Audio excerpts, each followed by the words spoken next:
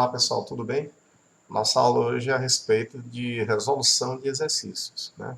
O nosso tema aí são as características básicas que identificam todos os seres vivos. Vamos dar uma olhadinha lá, né? A primeira questão diz assim: muitas pessoas não sabem diferenciar corretamente o que é um ser vivo de um ser não vivo.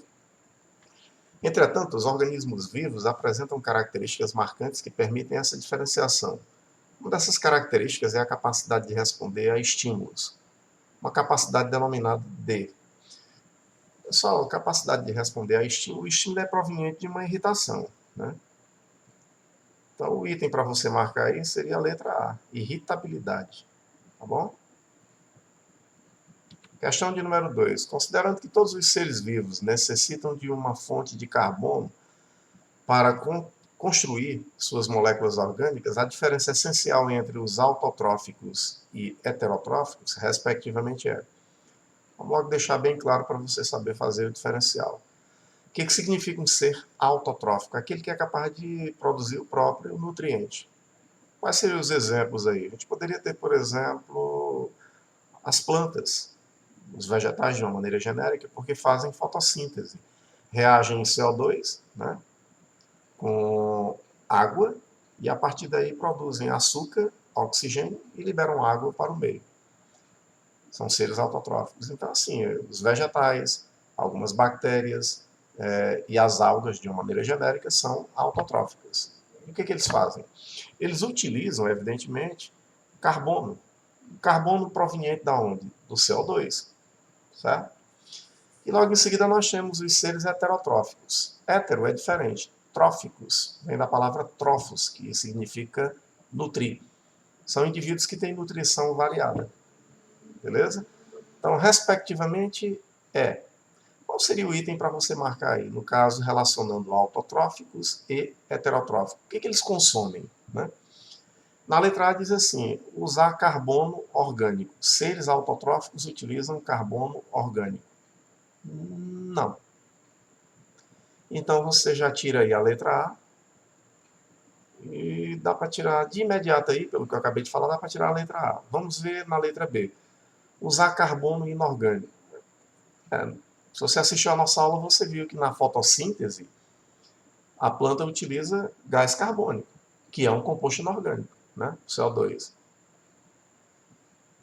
E no caso aqui dos seres heterotróficos, eles já utilizam, evidentemente, nutrientes que contêm carbono na sua composição e que são de natureza orgânica, né? Então, automaticamente, eles vão utilizar carbono orgânico. Por exemplo, nós obtemos energia através da oxidação da glicose, por exemplo, que é um composto que contém carbono, né? No caso aí orgânico, dos lipídios, das proteínas e assim por diante. Então não precisa nem ler o resto, a resposta correta aí é: seres autotróficos utilizam carbono proveniente do CO2, que é inorgânico, e seres heterotróficos utilizam carbono orgânico, que vem dos compostos orgânicos. Então você marca aí a letra B de bola. Questão de número 3. É comum dizer que todos os organismos são formados por células. É normal, né? Estruturas conhecidas como unidade funcional e estrutural de seres vivos. Beleza. Alguns organismos, no entanto, são acelulares e, por isso, alguns autores não consideram como seres vivos. Pessoal, mais uma vez, quem assistiu a nossa aula sobre características de seres vivos, marcaria essa questão aí fácil, o item correto. Um ser que não se enquadra dentro dos parâmetros de ser vivo. É aquele que não é formado, pelo menos, pela unidade básica, que é a célula. Bactéria tem célula, fungo tem célula, protozoário tem célula. Os animais, de uma maneira genérica, são formados de células. Quem não é formado de células são os vírus. Por isso que lá na nossa aula eu falei que os vírus são seres sem reino e atualmente nós temos dificuldades em defini-los como forma de vida. Mas alguns autores consideram como vivos porque eles têm a capacidade de se replicar, de reproduzir e apresentam material genético. Mas na aula eu deixei bem claro, o vírus não reproduz. Quem faz a replicação do vírus é a célula que ele parasita. Por isso que os vírus são parasitas intracelulares obrigatórios. Então o vírus é completamente acelular, ou seja, não tem célula. Então você marcaria aí a letra D de dado. A questão de número 4 diz o seguinte: para um organismo ser considerado vivo, algumas características, na aula a gente deixou isso bem claro, não é uma característica que vai identificar uma forma viva. Você olha para um animal, você tocou nele, automaticamente ele responde, ele se movimenta. Não é o movimento só, apenas que vai identificar se esse cara pode ser definido como vivo. É um conjunto de características. Analise as alternativas a seguir e marque o único atributo que não é encontrado em todos os seres vivos, o que não define um ser como sendo vivo. Hereditariedade tem a ver com o material genético, com DNA. Logo em seguida, na letra B, nós temos a capacidade de responder a estímulos, né? Na letra C, nós temos o corpo formado por várias células. Na letra D, você tem a capacidade de evoluir. E na letra E, você tem metabolismo. Questãozinha perigosa, que pode pegar o aluno pelo pé. Hereditariedade, você viu, se tem DNA, tem hereditariedade, é uma característica marcante do ser vivo. Capacidade de responder a estímulos, a irritabilidade, é uma característica do ser vivo. Corpo ser formado por célula é uma característica do ser vivo. Capacidade de evoluir é mais uma característica do ser vivo. E ação metabólica é uma característica do ser vivo. Então, todos os itens estão corretos? Tem o item errado por uma besteirinha de nada.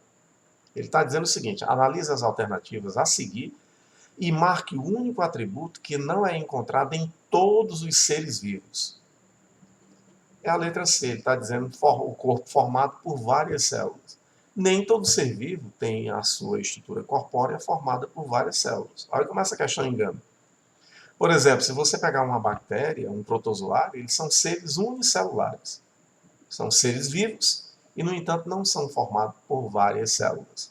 São formados por apenas uma única célula. Olha que questão bacana. Então, você marca aí a letra C do Costa. Questão de número 5. Todos os organismos vivos estão sujeitos a processos evolutivos. Exatamente, né? Quanto maior a capacidade de adaptação, maior a evolução. Algumas características, por exemplo, surgem e são passadas para os descendentes.